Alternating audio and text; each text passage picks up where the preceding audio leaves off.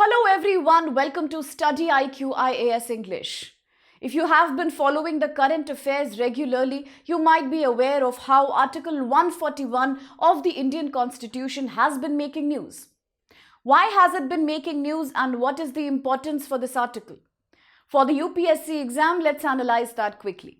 Now, under Article 141, the Supreme Court has expressed a deep concern about an increasing trend of different benches trying to overturn the previous judgments taken by the Supreme Court. And this tendency completely undermines the authority and finality of Supreme Court's own pronouncements, as laid down in the Constitution itself. So therefore, Article 141 mandates that any law declared by the Supreme Court is binding on all the courts within India's territory.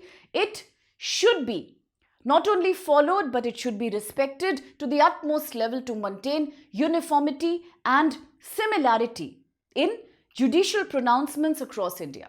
That's what the Apex Court has said. A very important topic for GS Paper 2 UPSC syllabus, Polity and Governance. If you remember, I had spoken to you in the Hindu newspaper class, and those who separately prepare for current affairs should also remember that there were 3 or 4 times when recently the Supreme Court had to reinterpret or repronounce its older jurisdiction. One example was regarding the New Delhi stray dog menace. Earlier, the court had itself said that the stray dogs should be relocated outside the city in order to prevent rising cases of rabies, but later the court said no.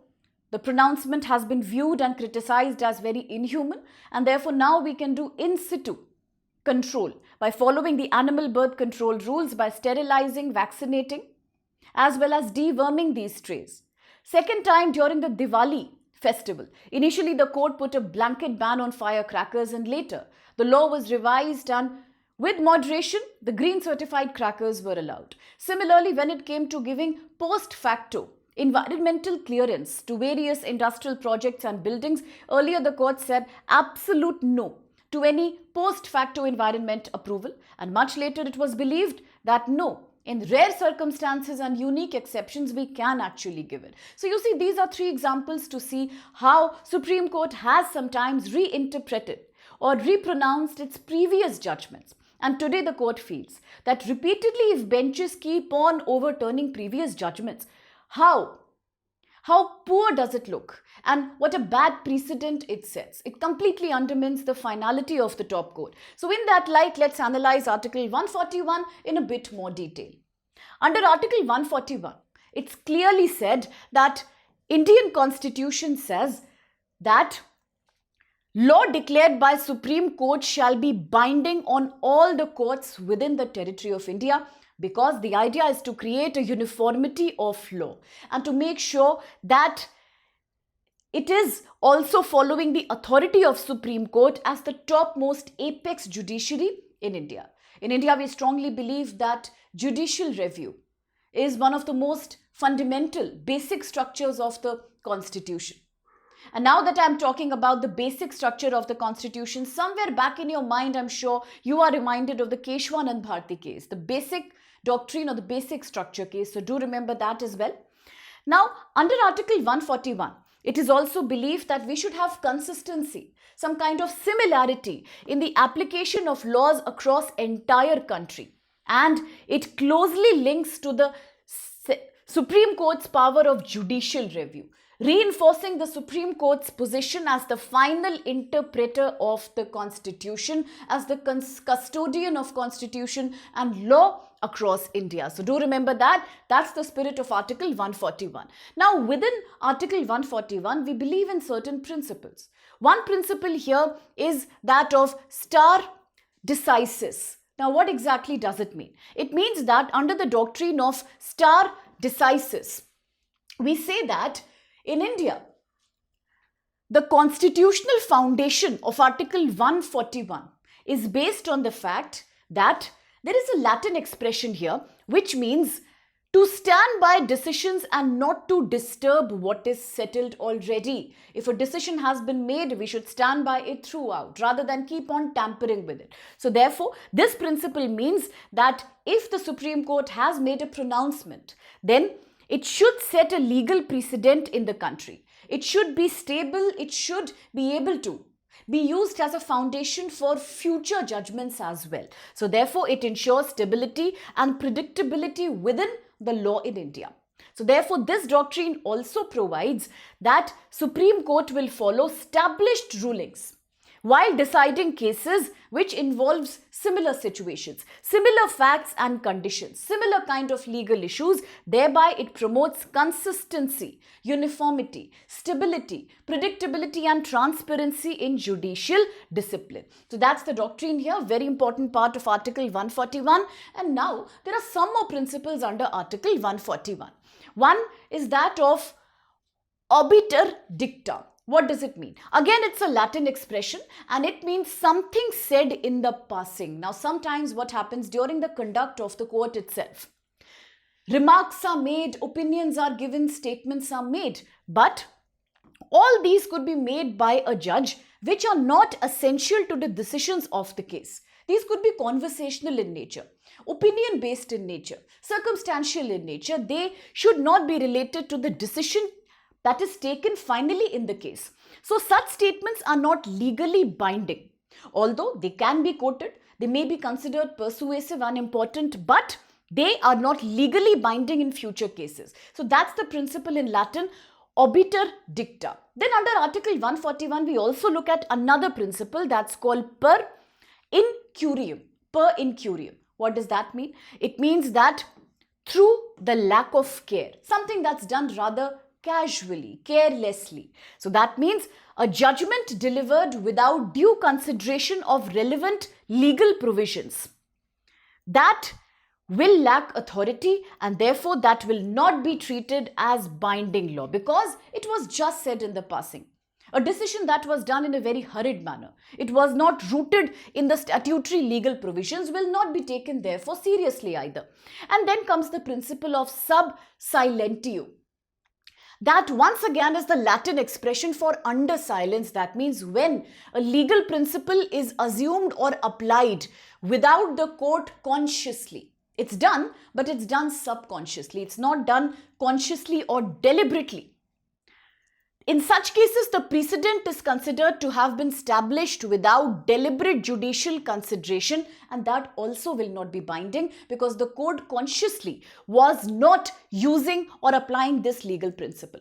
Okay, and the last here is legislative override. There are situations in which the parliament, that is India's supreme legislative authority. Now it goes back to the foundational debate of separation of powers between executive, legislature, judiciary. But sometimes there are situations where the parliament, using its legislative authority, can override a judicial precedent, replacing it with a new and a fresh effective legislation. It can be done sometimes, which would then change or completely cancel, nullify the legal impact of a decision that was taken by the court. But among all these, there is one more principle that stands tall, and that is ratio decidendi. What does that mean? It means that the reason for deciding. It is very much a part of judgment that is essential to decide the case. The courts are therefore obliged to follow this in future cases which have similar references or similar facts. So whenever we study Article 141, do remember all these Latin expressions hold importance here. These are important to be kept in mind. Not only can you get a prelims question directly, but then you can also write these if you discuss Article 141. You need these fundamental concepts to understand the cases. So therefore, Article 141 is primarily revolving around two of these basic principles. One we already saw, the doctrine of stare decisis, which means the authority of judiciary's precedents, how they operate at different levels. And then next one is how Article 141 mandates that all courts in India follow the law that's declared by the Supreme Court. Okay, so these are two things that are very important. One is to maintain uniformity in law across India, and another is the principle that if the court has taken a decision, it's better to abide by that in future also. It should be able to guide us in future judgments too. That's a very important thing, okay, because that is about establishing a precedent in judicial pronouncements. So that's it for Article 141. But do remember, because right now it's big time in controversy. And now a quick practice question. With reference to Article 141 of the Indian Constitution, look at the following statements. 1. This article mandates that law declared by the Supreme Court is binding on all the courts in India, but only the ratio decidendi of the judgment is binding. Second, obiter dicta, judgments delivered per incurium and sub silentio, decisions are also binding under Article 141. And then comes the last one. Parliament can override a Supreme Court judgment by enacting new legislation, thereby modifying the effect of the precedent. So which of these statements do you think are valid? I know it's a slightly tricky question, but then if you can answer this, probably you've understood Article 141 very well. It will keep coming in the news and we will keep discussing about that. You can post your answers. You can also share your opinions regarding how, in the recent cases, whether it was the relocation of stray animals or post facto environmental clearance or the Diwali firecracker ban. How do you interpret these cases? What's your opinion of Article 141? Just please make them non-political and do not target an individual. All UPSC relevant academic comments are highly welcome on the platform.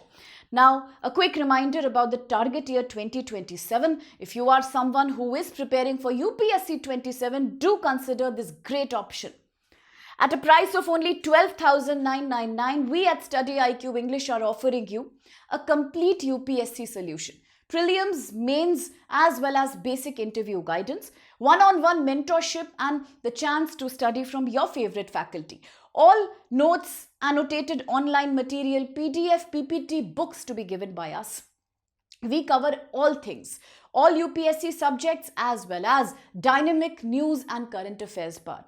To join, use code SPLIVE today. The batch begins 9th December. Remember, 15 months plus training, price only 12,999. So remember code SPLIVE. And now if you are writing for 2028, again a great choice here. At a price of 31,999 only, you get complete UPSC capsule preparation. We cover everything for you. It's almost like a guarantee of success that we are endorsing here. The price is very humble because the course will expand for 18 plus months, where you get 24/7 mentorship as well. Okay, so use code SPLIVE should you be very, very keen on absolutely succeeding in UPSC 2028. The batch starts on 9th December. Do remember, whether you are an English, Hindi or a bilingual aspirant, whether you like morning, evening or weekend batch, we are accommodating everything, especially for target year 2028. So thank you.